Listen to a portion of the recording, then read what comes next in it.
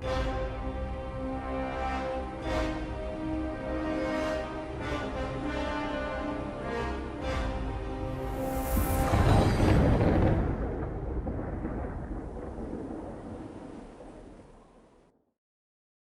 everybody, this is Dan Mike, and this is the next cutscene for Rise of Tiamat. Actually, I have quite a few cutscenes done. We're catching up to them. We'll get them all out. This is called The Sea of Moving Ice. This opens up Chapter 2. And this cutscene, sometimes my cutscenes do nothing more than just provide foreshadowing of things to come. And if you go back and listen to the Horde of Dragon Queen campaign diaries, there's only very few that have dragons in them, especially towards the end, where you have a lot more dragons in their presence. Well, now a lot more of my cutscenes in Rise of Tiamat are involving a lot of dragons. We're starting to see them more because it's just a reflection of the story. But this cutscene, we'll just get right to it. Let's go ahead and play it and get on with it. This concerns a group of smugglers going up the Sea of Moving Ice. They're getting a little antsy. They feel like they're not alone up there. And of course, they get quite the surprise. So anyway, let's go ahead and play this. This is the Sea of Moving Ice, and it's not that long, guys. It's only like, 4 minutes or something like that. I can't remember now. It's short compared to my other ones. All right, guys, here it is. The Sea of Moving Ice.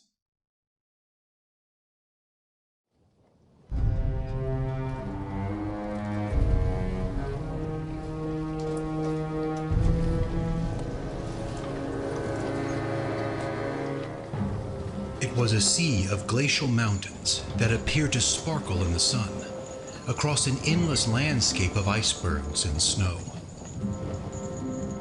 The ice that surrounded the old smuggler's ship shimmered as the glaciers shifted and expanded throughout the sea, changing trade routes in a moment's notice and causing ships to change course or become another victim of winter's lethal grip.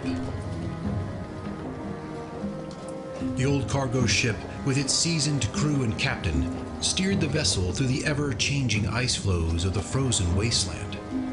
It was dangerous work hauling such precious goods, but it was also lucrative. Icebergs ahead, Captain! Moving in!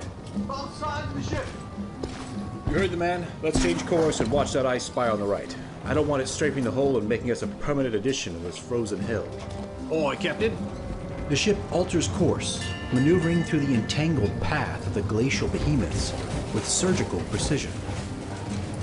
Within a few moments, they clear the labyrinth of ice and continue on course. You all right, Captain? You seem a bit on edge. Indulge me for a moment. What do you hear? Same old song, Captain. Falling ice, chattering of teeth. Exactly, and that is the problem. No dolphins, no whales, No wildlife on the icebergs, no seagulls, not a damn thing. I'm sure everything's fine, Captain. The ice has been kind of a pain in the ass this trip, screwing up our maps and everything else. I'm sure it's just the changing of the bergs that's causing all the problems. Fog moving in! Port side!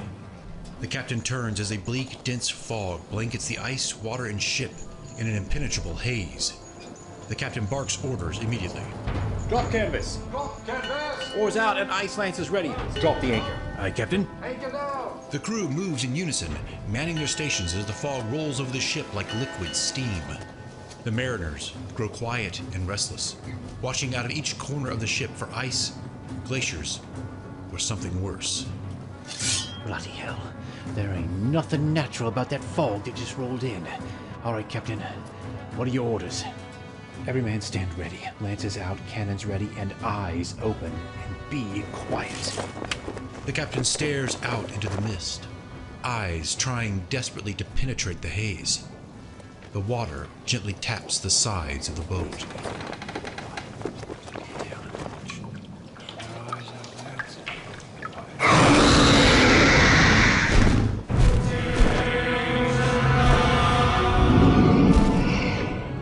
A sudden dark shadow flies across the boat as a sound of enormous winds pass by overhead. With a sudden horrible realization, the captain turns to face the crew. Man that bloody cannon! It's a dragon! Move, you dogs! Load 'em up! Load 'em up! Come on, Captain. Let's go! The white dragon soars above the plain of ice, his spell blinding the ship and its crew to his satisfaction. He flies further up into the clouds, jackknifes and plummets towards the boat at an incredible speed. His lungs fill and eyes glow as his breath weapon blazes to its full potential. In the language of Draconic, the dragon fires off the spell.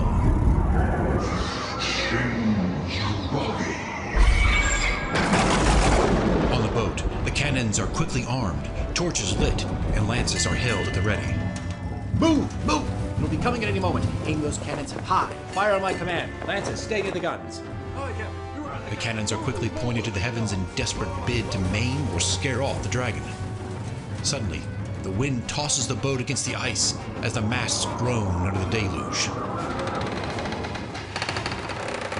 It's coming straight toward us. Fire! Fire!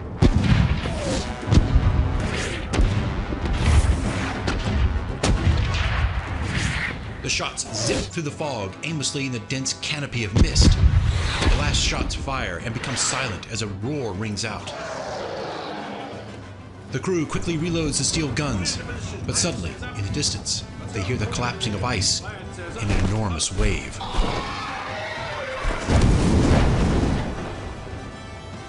By the gods, I think we hit it. It seems luck is on our side, Captain. One of our mates managed to knock us straight out of the sky. Let's be sure. Reload the cannons and stay alert. When the fog clears, we move immediately. Until then, we stay put. I want...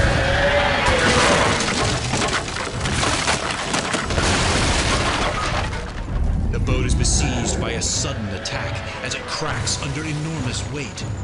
Cries echo as several men fall into the sea and the boat begins to shatter. Your bones will rest. Like a shark, the beast erupted from below the vessel as claws, teeth, and cold fire engulfs the ship and its crew.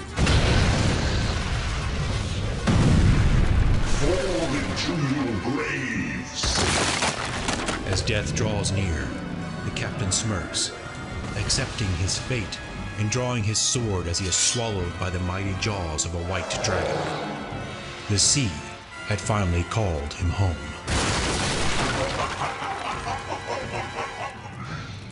The North is mine!